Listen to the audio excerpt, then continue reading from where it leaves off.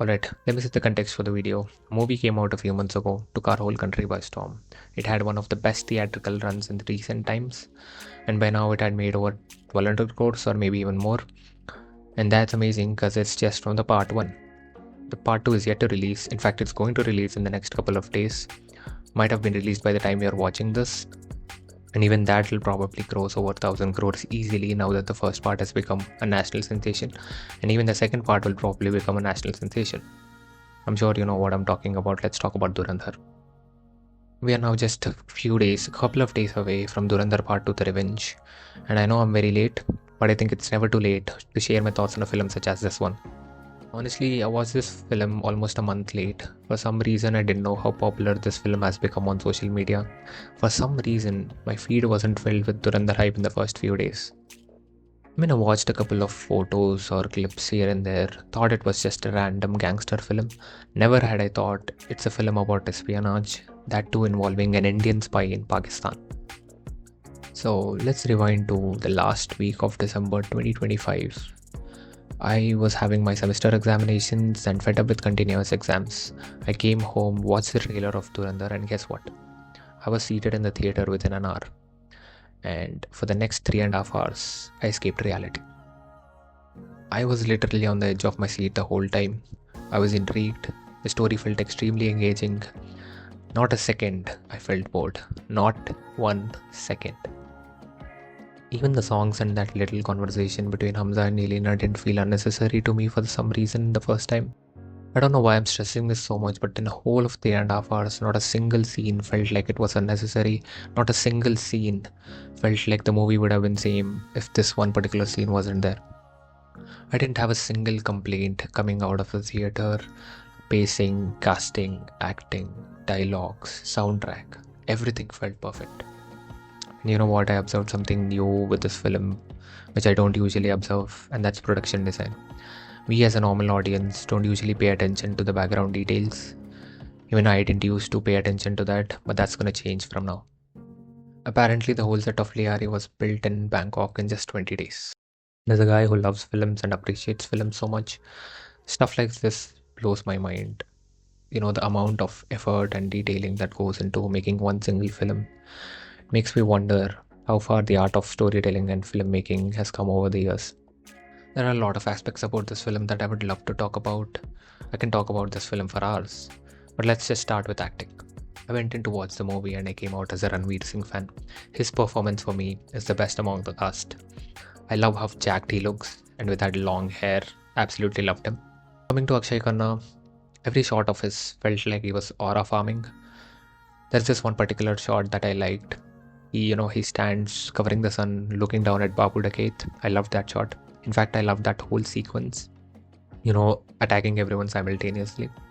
And funny enough that Rahman's wife, who initially slaps him in the face, then lights his cigarette as he sets off to take revenge for their son's murder. That felt weirdly funny to me. Coming to Madhavan, he keeps appearing every now and then in between the film, and then just casually drops a dialogue that doesn't fail to hit you.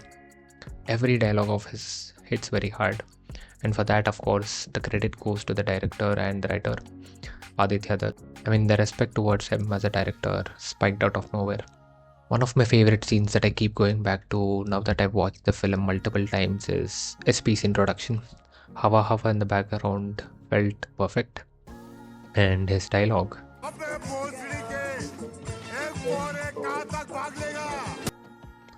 always cracks me up.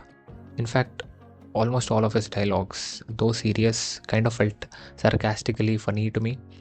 Maybe because of Sanjay Dutt's voice tone and delivery. And a friend of mine said that he loved this detail that he noticed.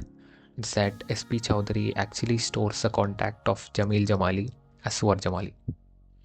That's funny, man. Arjun Rampal was just brutal. I don't have any other word to describe him in the film. And like everyone else, I'm eager to see how the showdown between Hamza and Major Iqbal is gonna go down in the second part. Can't wait for that. 2611 attack scene had the most impact on me. Like everyone else, I guess, when I watched it the first time.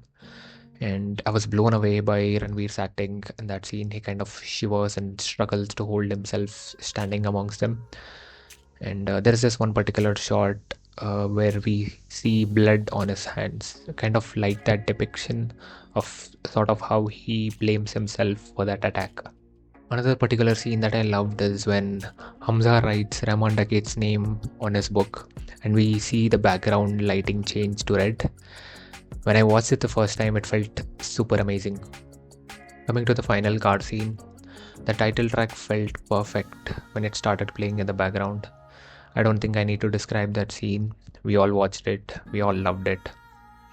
But how amazing, how insane it was watching it the first time on the screen.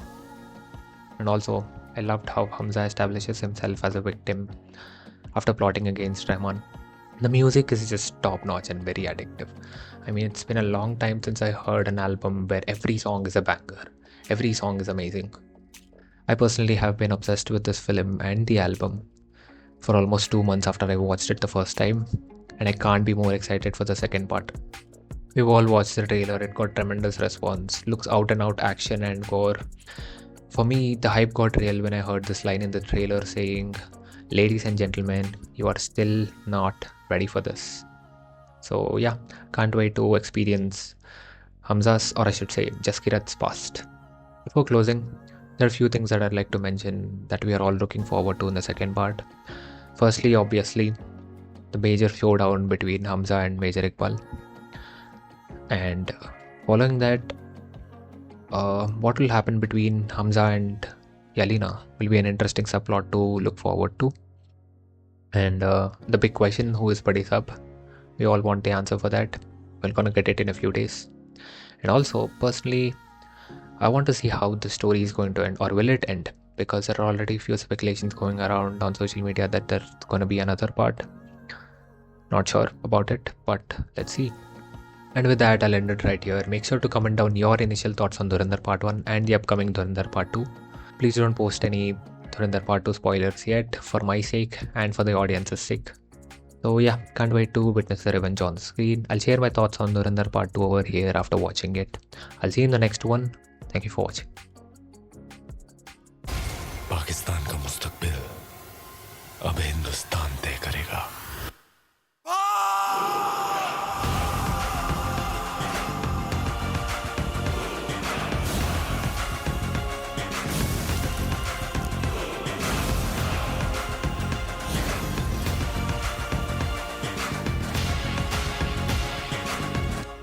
And for the next 3.5 hours, I escaped reality.